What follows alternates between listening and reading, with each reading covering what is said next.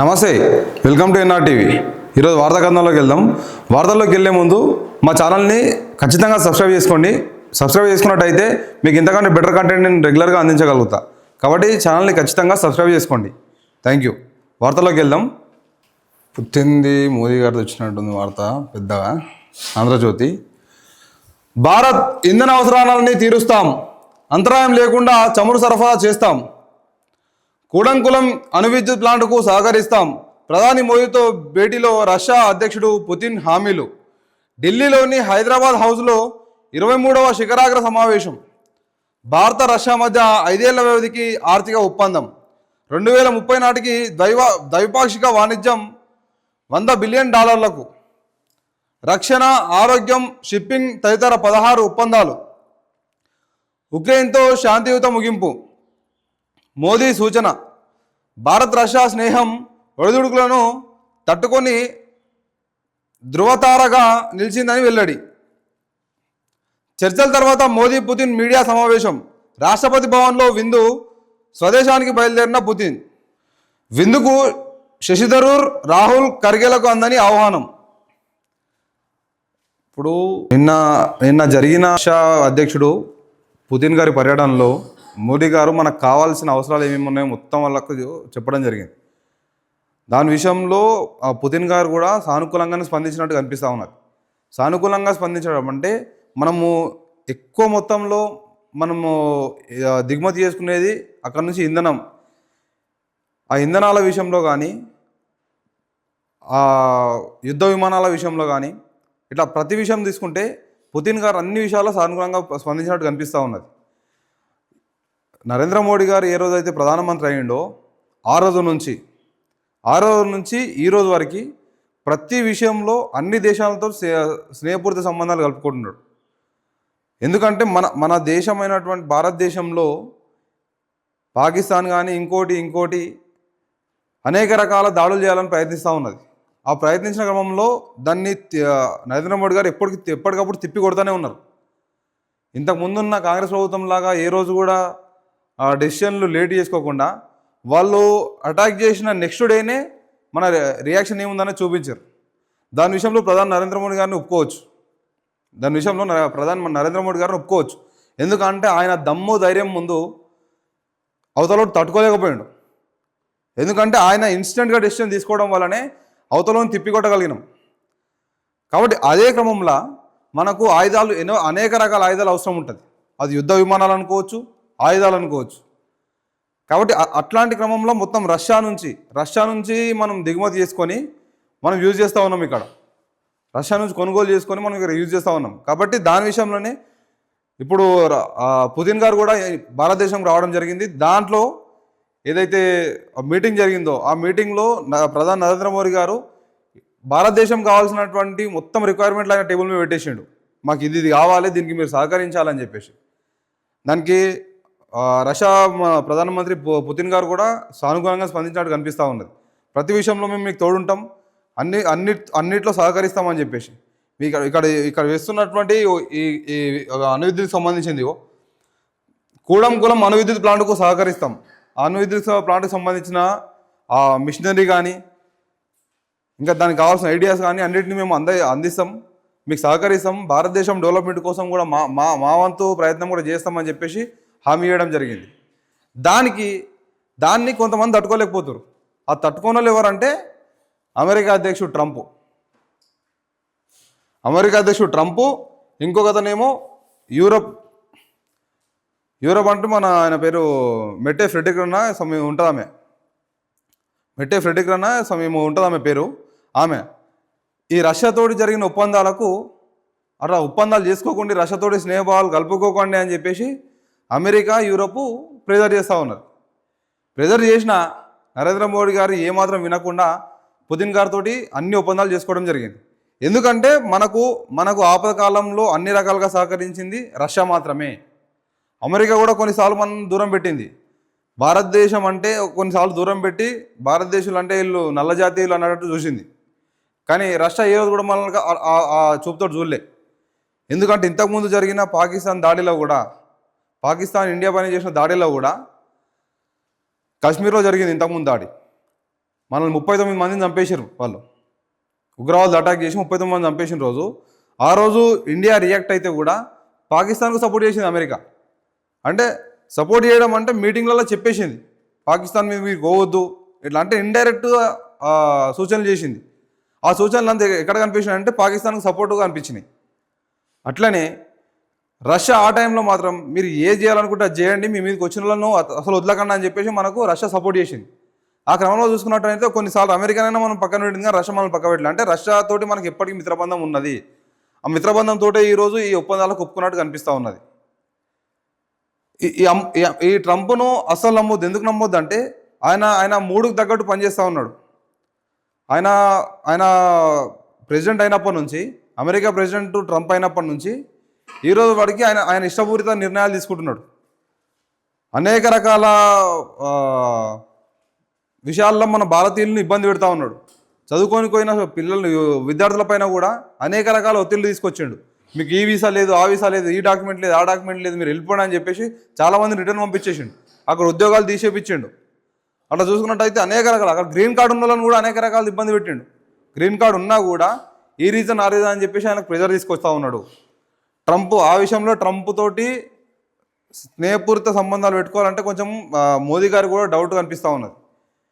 ఎందుకంటే ట్రంప్ చేసిన పనులు అట్లాంటి, చాలామంది భారతీయులందరినీ ఎల్లగొట్టే ప్రయత్నం చేసిండు అమెరికా నుంచి. కాబట్టి ఈ రకంగా చూసుకున్నట్టయితే మనకు రష్యా ఏ రకంగానే మనకు సపోర్ట్ చేస్తూనే ఉన్నది.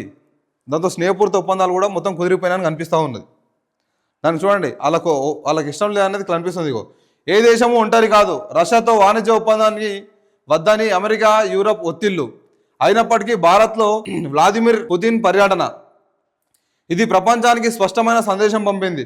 చైనా మీడియాలో కథనాలు, ఈయన ఎంత వద్దని ఒత్తిడి తీసుకొచ్చినా, మోదీ గారి పైన ఎంత ఒత్తిడి తీసుకొచ్చినా, ఆయనతోటి స్నేహపూర్త సంబంధాలు వద్దు, వాణిజ్య ఒప్పందాలు వద్దు, మాతోటి చేసుకోండి అని చెప్పేసి ఎంత చెప్పినా కూడా నరేంద్ర మోడీ గారు వినలేరు. పుతిన్ గారికి కూడా చేసిరు వీళ్ళు, వ్లాదిమిర్ పుతిన్ గారికి కూడా వీళ్ళు ప్రెజర్ చేశారు. ప్రెజర్ చేసినా కూడా ఆయన కూడా వినలేడు. ఎందుకంటే మాకు భారతదేశంతో సంబంధాన్ని ముఖ్యం, మీతోటి కాదు అనే విషయంలో ఆయన క్లారిటీ ఉంది. కాబట్టి దాని విషయంలో ఎవరు ఒత్తిళ్లకు వీళ్ళు లొంగలేరు. ఇక్కడ భారతదేశం ప్రధాని అయినటువంటి నరేంద్ర మోడీ గారు కానీ, రష్యా ప్రెసిడెంట్ అయినటువంటి పుతిన్ గారు కానీ ఇద్దరు కూడా లొంగలే. వాళ్ళు ప్రయత్నాలు చేసిర్రు, అయినా కూడా లొంగకుండా భారతదేశం కావాల్సినటువంటి సపోర్ట్ మేము ఇస్తాం, మాకు కావాల్సిన సపోర్ట్ భారతదేశం ఇవ్వాలి అని చెప్పేసి ఒప్పందాలు కుదుర్చుకున్నారు. అట్లనే దాని విషయంలోనే మళ్ళా పుతిన్ గారికి నరేంద్ర మోడీ గారు భారతదేశంలో ప్రసిద్ధిగాంచిన గ్రంథమైనటువంటి భగవద్గీతను కూడా పుతిన్ గారికి అందజేశారు గిఫ్ట్గా. రష్యా లాంగ్వేజ్లోకి అనువదించిన భగవద్గీతను కూడా ప్రదానం చేసినట్టు కనిపిస్తూ ఉన్నది. పుతిన్కు భగవద్గీత రష్యన్ భాషలోకి అనువదించిన గ్రంథాన్ని బహుకరించిన మోడీ, పాలరాతి చదరంగం కూడా. ఇట్లా ఈ రకంగా చూసుకున్నట్టయితే మొత్తం రష్యాకు సంబంధించిన ఒప్పందాలన్నీ కుదిరినాయి, కంప్లీట్ అయిపోయినాయని క్లారిటీ వస్తూ ఉన్నది. ఇక ఈ మన ట్రంప్ లాంటి వాళ్ళు, ఆ ఫ్రెడరిక్సన్ లాంటి వాళ్ళు ఎంతమంది వద్దన్నా ఏం చేసినా కూడా ఒప్పందాలన్నీ కుదిరినాయి. నెక్స్ట్ డెవలప్మెంట్ దిశగా పనిచేయడమే మోదీ గారి పని, అక్కడ పుతిన్ గారి పని. దాని విషయంలో క్లారిటీ వచ్చేసినట్టే. మరో వార్త చూసుకుందాం. మా రేవంత్ రెడ్డి గారు తిరుగుతూనే ఉన్నారు పాపం. నిధులు అడిగే ఓకే ఉంది, కాదంటే కేంద్రాన్ని ఢీకొట్టే దమ్ముంది. 100 సార్లైనా ఢిల్లీ వెళ్ళి నిధులు అడుగుతా, రాష్ట్ర ప్రజలకు అండగా నిలిస్తే చాలు. రెఫరెండం అన్నోడిని బండకేసి కొట్టారు, సిగ్గు లేకుండా నెల రోజులకే తిరుగుతుండు. గడిలలో కరెంటు పీకేందుకే వచ్చింది కాంగ్రెస్. ఉచిత కరెంటు పేటెంట్ హక్కులు కాంగ్రెస్వే, మంత్రితో పనిచేయించుకునేటోళ్ళనే ఎన్నుకోండి. త్వరలో 40,000 ఉద్యోగాలు ప్రకటన. మార్చిలో 30 లక్షల ఇందిరమ్మ చీరల పంపిణీ. నర్సంపేట బహిరంగ సభలో సీఎం రేవంత్ రెడ్డి గారు మాటలు ఎట్లుంటాయంటే అభూత కల్పనలు అనాలన్నా, దీన్ని మొత్తం గారడీయడం అనాలన్నా అర్థం కాదు. ఎందుకంటే రేవంత్ రెడ్డి గారి మాటలు ఏ రోజు చూసుకున్నా కూడా కొత్తనే కనిపిస్తాయి. అది జనాలను అట్రాక్ట్ చేసేటట్టు కనిపిస్తాయి తప్ప వీళ్ళు ఎంతవరకు వాస్తవం ఉందనేది కూడా ఒకసారి ఆయన తెలుసుకోవాలి. రేవంత్ రెడ్డి గారు, మీరు ఎందుకంటే 100 సార్లు అయినా ఢిల్లీ వెళ్ళి నిధులు అడుగుతా అంటున్నారు. మరి ఇన్నిసార్లు ఢిల్లీకి వెళ్ళిర్రు? ఇప్పటికి ఇంచుమించు 60-70 సార్లు ఢిల్లీకి వెళ్ళినట్టు కనిపిస్తున్నది. Subject correction. ఒక 60-70 సార్లు వెళ్ళుంటే కూడా మీరు ఇప్పటివరకు ఎన్ని నిధులు తీసుకొచ్చారు తెలంగాణ రాష్ట్రంకి? మీరు ఇప్పటివరకు ఎన్ని నిధులు తీసుకొచ్చారు? ఆ నిధులతో ఏమేమి పనులు చేశారు? అది కూడా ఒకసారి క్లారిటీ ఇవ్వాలి మీరు. ఇప్పుడు తెలంగాణ రాష్ట్ర ప్రయోజనాల దృష్ట్యా మీరు ఎన్నిసార్లైనా ఢిల్లీకి వెళ్తామని మాట్లాడుతున్నారు కదా, మరి ఇప్పటివరకు ఎన్ని నిధులు తీసుకొచ్చారు? దానివల్ల ఏ స్కీమ్లు డెవలప్మెంట్ చేసారు, లేకపోతే ఏ డెవలప్మెంట్ పని కోసం కేంద్రం నిధులు వాడిరు? ఇప్పుడు మీరు ఒకవేళ మీరు ఇచ్చినటువంటి ఉచిత పథకాలు ఏవైతున్నాయో ఆ పథకాలకు వాడుతున్నారా, లేకపోతే డెవలప్మెంట్ పనులు ఏమైనా చేస్తున్నారా కేంద్ర ప్రభుత్వం నిధులతోటి? అది కూడా ఒకసారి క్లారిటీ, తెలంగాణ ప్రజలకు క్లారిటీ చేయాలి మీరు. ఎందుకంటే 100 సార్లు నేను ఢిల్లీ వెళ్తాను మాట్లాడుతున్నారు కదా, మరి తెలంగాణ ప్రయోజనాలు ఎక్కడ అవుతున్నాయి? తెలంగాణకి ఏమైనా ప్రయోజనం జరుగుతుందా మీరు వెళ్ళడం వల్ల? రోడ్లు ఏడున్నాయి అన్నీ ఉన్నాయి, ఏడున్న స్కూల్ ఆనే ఉన్నాయి, ఏడున్న గ్రామ పంచాయతీలు ఆనే ఉన్నాయి, ఇట్లా ఏది చూసుకున్నా ఏడేసిన గొంగడు ఆనే ఉన్నది. మరి మీరు కొత్తగా చేస్తున్నది ఏమది? కొత్త చేస్తున్నది ఏంటంటే అప్పులు. చూసుకుంటూ పోతా ఉంటే కొత్త చేస్తున్నది మీరు ఏదైనా కనిపిస్తుంది అంటే అప్పులు. ఆల్రెడీ కిషన్ రెడ్డి గారు కూడా నిన్న మాట్లాడుతున్నారు, ఆ ఇల్లు పాలసీ పైన, ఇల్లు జీవో పైన ఏదైతే ఉన్నదో దానిపైన మాట్లాడుతున్నారు. ఏమని? 10 లక్షల కోట్ల కాంగ్రెస్ ప్రభుత్వం అధికారంలోకి రావడంతో 10 లక్షల కోట్ల అప్పులకు కూరుకుపోయింది తెలంగాణ అని చెప్పి. దాన్ని విన్నట్టు మీరు ఏమైనా కనిపిస్తుందా? దానికి ఏమైనా సమాధానం ఇస్తారా మీరు? బీజేపీ అధ్యక్షుడు అయినటువంటి కిషన్ రెడ్డి గారు మాట్లాడిన మాటలకు మీరు ఏమన్నా సమాధానం ఇస్తారా? మరి ఏం జరుగుతుంది? తెలంగాణ రాష్ట్రంకు మీరు ఢిల్లీకి వెళ్ళడం వల్ల జరిగిన ప్రయోజనం ఏంది? మీరు రెగ్యులర్గా ఢిల్లీ వెళ్తున్నారు కదా, ఢిల్లీ వెళ్ళడం వల్ల తెలంగాణ రాష్ట్రంకి వచ్చిన ప్రయోజనం ఏంది అది కూడా ఒకసారి చెప్పాలి మీరు. ఎందుకంటే వెళ్తున్నా అని చెప్తున్నారు ఓకే, నరేంద్ర మోడీ గారిని అడుగుతున్నా అని చెప్తున్నారు ఓకే, కానీ జరిగిన ప్రయోజనం ఏమిటిది? మీరు వెళ్ళిన ప్రతిసారి కూడా కనిపించింది ఏంటంటే కొత్త అప్పు తీసుకురావడమే. వారంకు 5,000 కోట్ల అప్పు జరుగుతున్నట్టు కనిపిస్తున్నాను. ఒకవేళ తప్పైతే మీరు కూడా చెప్పాలి. మీరు వ్యూవర్స్ ఎవరైతే ఉన్నారో ఖచ్చితంగా ఒకవేళ తప్పైతే ఖచ్చితంగా కామెంట్ చేయండి, ఇది మిస్టేక్ ఉందని చెప్పి. కానీ వారంకి 5,000 కోట్ల అప్పు జరుగుతున్నది. ఎప్పటికప్పుడు బాండ్లు తీసుకుపోయి కుదవబెడుతూనే ఉన్నారు. అంటే వారంకి 5,000 కోట్ల చెప్పున తీసుకుంటే ఇంచుమించు 4 లక్షల కోట్లు, 4 లక్షల నుంచి 5 లక్షల కోట్ల అప్పు జరిగింది ఆల్రెడీ. ప్రతిదీ ఏ పని చూసుకున్నా కూడా అప్పుతోటే జరుగుతుంది తప్ప ఉన్న నిధులతో మాత్రం జరగట్లేదు. ఉన్న నిధులు గవర్నమెంట్ ఎంప్లాయీల జీతాలకు సరిపోతలేదు. రాష్ట్ర ప్రభుత్వంలో ఉన్నటువంటి ఎంప్లాయీలకు ఉద్యోగాల జీతాలు ఏనికే సరిపోతలేదు. ఉద్యోగులకు జీతాలు ఏనికే సరిపోతలేదు రాష్ట్ర బడ్జెట్. అయినా కూడా 3 లక్షల కోట్ల బడ్జెట్ కూడా సరిపోయినంత ఎంప్లాయీలు ఉన్న మన రాష్ట్రంలో డెవలప్మెంట్ ఇంకెడికేం జరుగుతుంది? ఇప్పుడు 3 లక్షల కోట్ల ఆదాయం ఉన్న తెలంగాణ రాష్ట్రంకు ఈ ఆదాయం మొత్తం ఎక్కడ పోతున్నది? అప్పులు ఎందుకు అవుతున్నాయి కొత్తగా? దీని విషయంలో అందరూ కూడా ఆలోచన చేయాలి ఒకసారి. ఈ ఉచిత ఏదైతే సౌకర్యాలు ఉన్నాయో, ఉచిత బస్సు కానీ ఇంకోటి కానీ ఇవన్నీ స్కీములు బంద్ చేస్తే తెలంగాణ రాష్ట్రం ఏమన్నా ముంగట పడుతుంది. ఆ స్కీములు బంద్ చేయకుండా మేము ఇది చేస్తున్నాం అది చేస్తున్నాం అని కొత్త అప్పులు చేయడం, మళ్ళీ మేము ఢిల్లీకి వెళ్తున్నాం, ఢిల్లీకి పోయి నిధులు తీసుకొస్తున్నాం అని చెప్పేసి ఇది ఒక హంగామా చేయడం, ఇది తెలంగాణ రాష్ట్రంలో అందరూ గమనిస్తున్నారు. తెలంగాణ రాష్ట్రంలో అందరూ గమనిస్తున్నారు మిమ్మల్ని. నిజంగా నిధులు తీసుకొస్తున్నారా, అప్పులు చేస్తున్నారా, డెవలప్మెంట్ స్కీమ్లు ఏమైనా చేస్తున్నారా, ఉచిత హామీలు ఇచ్చి ఉచిత స్కీమ్ల మీదనే ఖర్చులు పెడుతున్నారా? ఇదంతా కూడా జనాలు చూస్తూనే ఉన్నారు. కాబట్టి రేవంత్ రెడ్డి గారు మీరు చేయాల్సింది ఏంటి అంటే, మీరు ఆల్రెడీ అన్ని విషయాల్లో టైట్గానే నిర్ణయాలు తీసుకుంటున్నారు కాబట్టి దీని విషయంలో కూడా టైట్గా నిర్ణయాలు తీసుకొని మీరు చేయాల్సింది ఏంటంటే తెలంగాణ రాష్ట్ర డెవలప్మెంట్ కోసం మాత్రమే పనిచేయండి. ఉచిత స్కీమ్లు ఏవైతున్నాయో ఆ స్కీమ్లను మొత్తం బంద్ చేసేయండి. ఆ బంద్ చేసినట్టయితేనే తెలంగాణ రాష్ట్రం కూడా బాగుపడుతుంది ఏమన్నా. ఇప్పుడు కేసీఆర్ గారు గవర్నమెంట్ రాష్ట్రం అయిపోయింది రాష్ట్రం అని చెప్పేసి అన్నారు మీరే. మరి ఒకవేళ అట్లా నాశనం అయినట్టయితే మరి మీరు చేసిన పని కొత్తది ఒక్కటని చూపించండి. మరి కేసీఆర్ గారి ప్రభుత్వంలో ఎప్పటికప్పుడు ఏదో ఒక స్కీమ్ కనిపించింది, ఏదో ఒక డెవలప్మెంట్ పని కూడా కనిపించింది. 1,000 కోట్ల ప్రాజెక్టులు కనిపిస్తూ ఉన్నాయి, 1,000 కోట్ల పనులు కనిపిస్తూ ఉన్నాయి. కానీ మీరు చేస్తుంది ఏంది? మరి లక్షల కోట్ల అప్పులు అయితే జరుగుతున్నాయి కానీ డెవలప్మెంట్ పని మాత్రం కనిపించట్లేదు. అంటే స్కీమ్ల పేరుతో పోతున్నాయి ఆ పైసలన్నీ. అది క్లారిటీ ఇవ్వాలి మీరు కూడా. రాష్ట్ర ప్రజలు అండగా నిలుస్తా చాలంట. రాష్ట్ర ప్రజలకు అండగా నిలవాలి. ఎప్పుడు డెవలప్మెంట్ పనులు చేశా లేకపోతే అప్పులు చేశా? తీయండి ఒకసారి. తెలంగాణ రాష్ట్ర అప్పు 2025 డిసెంబర్లో ఎంత ఉన్నది అప్పు? కేసీఆర్ గారు దిగిపోయినప్పటికి ఎంత ఉన్నది? తెలంగాణ రాష్ట్రం వచ్చినప్పుడు ఎంత ఉన్నది? ఇప్పుడు ఎంత అయింది? తీయండి ఒకసారి క్లియర్ లెక్కలు తీసి ఒకసారి క్లారిటీ తీసుకోండి.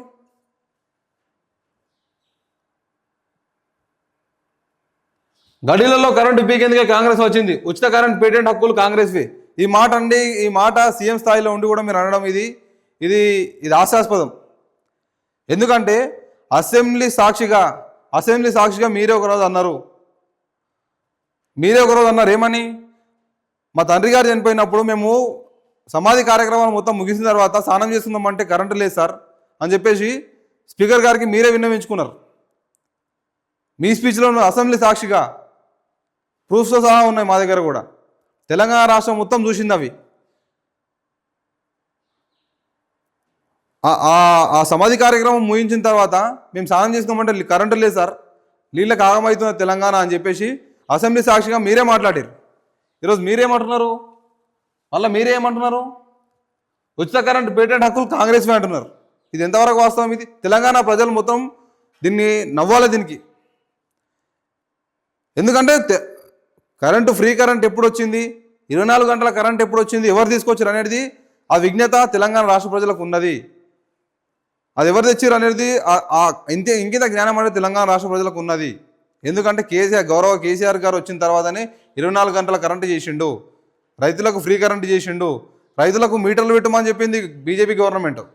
అయినా కూడా మీటర్లు పెట్టాలంటే మీరు ఏం చేసుకోండి చెప్పేసి కేసీఆర్ గారు క్లియర్ కట్గా చెప్పేసిండు. అట్లాంటి స్కీమ్లు ఉన్నాయి కేసీఆర్ గారు చేసినాయి. మరి మీరేం చేస్తున్నారు?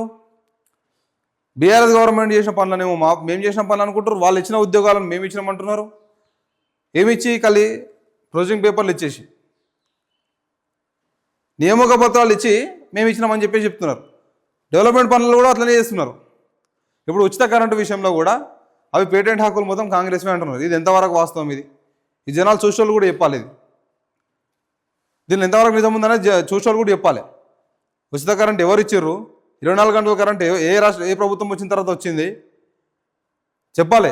ఇది కరెక్ట్ కాదు. సీఎం స్థాయిలో ఉండి ఇట్లాంటి మాటలు చెప్పడం అనేది కరెక్ట్ కాదు. మళ్ళా ఈ సభలన్నీ కూడా ఎందు గురించి అన్నాము? ఏదో డెవలప్మెంట్ పనులకు మొత్తం శంకుస్థాపన చేయడానికి అన్నారు కదా, కానీ అది వాస్తవం ఎంత అని వీడియో కనిపిస్తున్నా చూడండి. మంత్రితో పని చేయించుకునే వాళ్ళను ఎన్నుకోండి. ఎవరు ఎన్నుకోవాలి? లోకల్ బాడీ ఎలక్షన్లలో సర్పంచ్లను. అంటే ఏవైతే డెవలప్మెంట్ పనులు ఉన్నాయో ఈ పనులన్నిటికీ కూడా సభలకు ముఖ్య కారణం ఏంది? Local body elections. ఇప్పటివరకు 3-4 సభలు అయిపోయినాయి. ఈ 4 సభలలో 7 సీఎం గారు ఈ లోకల్ బాడీ ఎలక్షన్ గురించి మాట్లాడకుండా వదిలేయాలి. ఎందుకు వదిలేయాలంటే ఇదేంది? దీనికి మొత్తం ప్లాను లోకల్ బాడీ ఎలక్షన్స్లల్లా సర్పంచులు కాంగ్రెస్ సర్పంచులు గెలవాలనే ఉద్దేశం మంచిదే.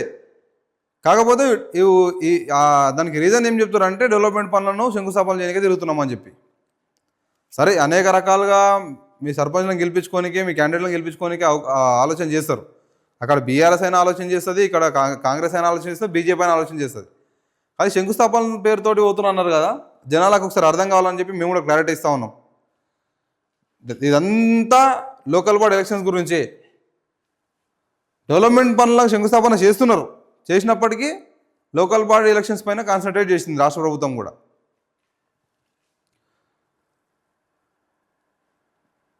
ఇది మంచి మాటనే ఒక రకంగా చెప్పాలంటే. ఊర్లు బాగుపడాలంటే మంత్రులతోటి ఎమ్మెల్యేలతోటి సాన్నిధ్య సంబంధం ఉన్నటువంటినే ఎన్నుకోవాలి. ఇది మంచి మాటనే ఒక రకంగా. కానీ జనాలను డెవలప్మెంట్ పనులతోటి గ్యాదర్ చేసి చెప్తే ఏమవుతుందంటే దానికోసం వచ్చిరా దీనికోసం వచ్చిరా అనేది క్లారిటీ వస్తలేదు జనాలకు. అది కూడా ఒకసారి ఆలోచన చేయండి అందరూ. మార్చిలో 35 లక్షల ఇంధన చీరలు పంపిణీ నర్సంపేట బహిరంగ సభలో సీఎం రేవంత్ రెడ్డి గారు చెప్పారు. మరో వార్త చూసుకుందాం. కావాలనే సంక్షోభం, ఉద్యోగులు రాసిన లేఖతో ఇండిగో యాజమాన్యం సందేహాలు. సంక్షోభానికి కారణాలు బాగానే ఉన్నారు, సంక్షోభానికి కారకులు బాగానే ఉన్నారు. ఫ్రంట్ లైన్ ఉద్యోగులేమో ప్రయాణికులు ఆగ్రహాన్ని ఎదుర్కొంటున్నారు. డీజీసీఏ నిబంధనలు అమల్లోకి రాగానే విమాన సర్వీసులు రద్దవడం ఏంటి? ఉద్యోగుల బాధ్యత లేదని ప్రకటించాలి. ఉద్యోగులు బాధ్యత లేదని ప్రకటించాలి. లేఖలో ఇండిగో సిబ్బంది డిమాండ్. డీజీసీఏ నిబంధనల అమలుకు వ్యవధి ఇచ్చిన ఏర్పాట్లు చేసుకొని ఇండిగో దర్యాప్తునకు ఆదేశించిన కేంద్రం ఫిబ్రవరి 10 దాకా ఇండిగోకు తాత్కాలికంగా నిబంధనలు సడలింపు. 15 రోజులకోసారి సమీక్ష. తప్పంతా ఇండిగోదే, చర్యలు తప్పవు. కేంద్ర మంత్రి రామ్మోహన్ నాయుడు. తాజాగా 1000కి పైగా విమానాలు రద్దు.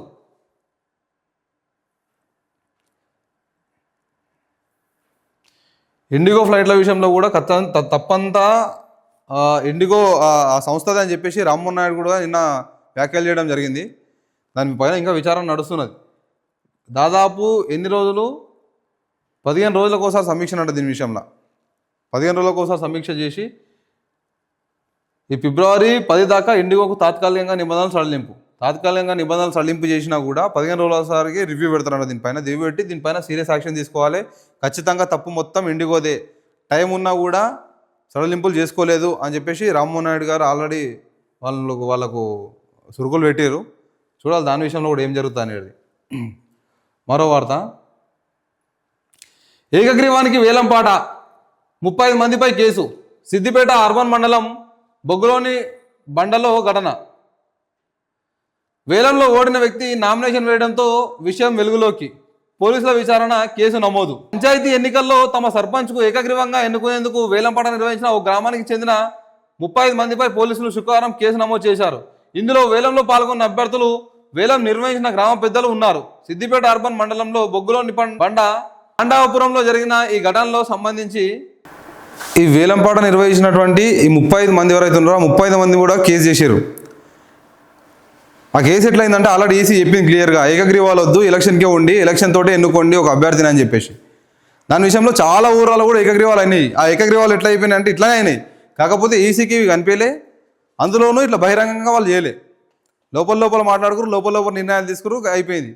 దీన్ని ఏం చేసారు? వీడియో పెట్టి పలానా ఆయన 1000 రూపాయలు, పలానా ఆయన 2000, పలానా ఆయన 1,00,000 రూపాయలు, పలానా ఆయన 2 లక్షలు అని చెప్పేసి పాట పాడారు. ఆ పాట ఏమైంది? మీడియాకు వచ్చింది. మీడియా మొత్తం హల్చల్ చేసింది. సోషల్ మీడియాలో మొత్తం హల్చల్ చేసింది. అది కాస్త ఈసీ దాకా పోయింది. ఈసీ కేసులు పెట్టింది. గట్లనైతే అట్లా కాకుండా ఉన్నాడంటే ఇవి చాటుమాటన చేసుకోవాల్సిన మాటలు, ఇవి ఒప్పందాలు పెద్దల సమక్షంలో కూర్చొని మాట్లాడుకోవాల్సినవి. అంతేగాని వేలం పాటలు పెట్టి ఇట్లా చేస్తే ఏమవుతుంది? ఇదే అవుతుంది. ఆ ఊరు డెవలప్మెంట్ కోసం పని చేసుకోవాలి కానీ వేలం పాటలు పెట్టి లక్షలు వసూలు చేసి ఇట్లా చేస్తే గిట్లనే జరుగుతాయి. అనేక ఊర్లలో కూడా జరిగినాయి. అనేక ఊర్లలో కూడా ఏకగ్రీవాలు జరిగినాయి. కానీ ఈ రకంగా ఏరియా కూడా బయట వాళ్ళే ఆడ ఒప్పుకున్నారు అందరు. ఇది మళ్ళీ ఒకరికి ఎవరు బెదిరించారు, ఎవరైతే నేను ఏకగ్రీవం కాకపోతే నేను నామినేషన్ వేస్తా అంటే, నువ్వు నామినేషన్ వేయడానికి వీల్లేదు, నామినేషన్ వేస్తే ఇప్పుడు సపోజ్ 55 లక్షలకు పాట పాడితే 55 లక్షలు కాదు 1,10,00,000 ఇచ్చి నువ్వు నామినేషన్ వేసుకో అని చెప్పేసి అట్లా బెదిరించారు. బెదిరించినప్పుడు ఈ విషయం బయటకు వచ్చింది. బెదిరించినప్పుడు వాడు ఊరుకుంటాడా? వాడు ఏం చేయాలన్నా చేసిండు, ఈ విషయం బయటకు వచ్చింది. చూడండి, విత్డ్రా చేసుకోండి లేదంటే తీవ్ర పరిణామాలు ఉంటాయి. సర్పంచ్ అభ్యర్థిని బెదిరిస్తూ లేక ఆసిఫాబాద్ జిల్లాలో ఘటన. ఇట్లా చాలా రకాలుగా జరిగినాయి. అది జిద్దుకు రావడంతో బయటకు వచ్చింది. ఇప్పుడు ఏమైంది? 35 మంది మీద ఈసీ సీరియస్ అయ్యి చర్యలు తీసుకున్నది. ఇప్పుడు కేసులు అయినాయి. ఇప్పుడు ఏం లాభం వచ్చాయి? లోపలికి పోతారు. మరో వార్త చూసుకుందాం. బీసీ రిజర్వేషన్ల కోసం ఆత్మాహుతి. MLC Teenmar Mallanna Q News కార్యాలయం వద్ద యువకుడి ఆత్మహత్య యత్నం. కిరోసిన్ పోసుకొని నిప్పు పెట్టుకున్న సాయి ఈశ్వర్ చారి చికిత్స పొందుతూ మృతి. బగ్గుమన్న బీసీ నేతలు గాంధీ ఆసుపత్రి వద్ద ధర్నా. ఈశ్వర్ మరణానికి సీఎం రేవంత్ బాధ్యత. ఆర్ కృష్ణయ్య. నేడు రేపు నిరసనలు జాజుల.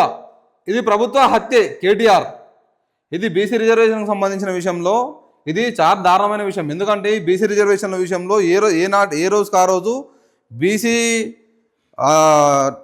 ఆ నాయకులు ఎవరైతే ఉన్నారో, బీసీ నాయకులు ఎవరైతే ఉన్నారో ఆ నాయకులు అందరూ కూడా కొట్లాడుతూనే ఉన్నారు. బీసీ రిజర్వేషన్ ఇస్తామన్నారు 42%. ఆ 42% ఎక్కడ పోయింది? మేము ఆగమైపోతున్నాం, ఇప్పటికీ మాకు ఇంకా రెస్పాన్స్ దొరకట్లేదు. మీరు ఒకవేళ నిబంధనలకు అనుగుణంగా కాకుండా మీరు ఎందుకు అనౌన్స్ చేసారు?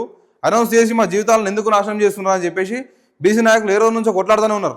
అనేక ధర్నాలు చేస్తూ ఉన్నారు. ఆ పృథ్వీరాజ్ అన్నా కానీ, తొలివేలు రగన్న కానీ తీన్మార్ మల్లన్న గారు కానీ వీళ్ళందరూ కూడా ఆ రోజు నుంచి బీసీ రిజర్వేషన్ కోసం కొట్లాడుతున్న వాళ్ళే. ఈరోజు తీన్మార్ మల్లన్న కూడా కాంగ్రెస్ ప్రభుత్వానికి దూరంగా ఎందుకుంటున్నాడు, కాంగ్రెస్ పార్టీకి దూరంగా ఎందుకుంటున్నాడు? దీని విషయమే, బీసీ రిజర్వేషన్కి సంబంధించిన విషయమే. ఆ బీసీ రిజర్వేషన్ మీరు అనౌన్స్ చేసి దాన్ని మీరు డెవలప్మెంట్ చేయకుండా, మీరు వాళ్ళకు నిజంగానే 42% అందించకుండా ఈరోజు ఏం చేసిర్రు? ఒక మనిషి ప్రాణం తీసిర్రు. అదో తెలంగాణ రాష్ట్రంలో తెలంగాణ వచ్చే ముందు కొట్లాడినప్పుడు ఎంతమంది అయితే చనిపోయారో, ఆ చనిపోయిన విషయానికి రేవంత్ రెడ్డి గారు ఏమన్నారు? వాళ్ళందరి హత్య చేసి వాళ్ళ కుటుంబాలు నార్చింది కేసీఆర్ అని చెప్పేసి అన్నారు. మరి ఈయన కుటుంబం నార్చింది ఎవరు ఇప్పుడు? మరి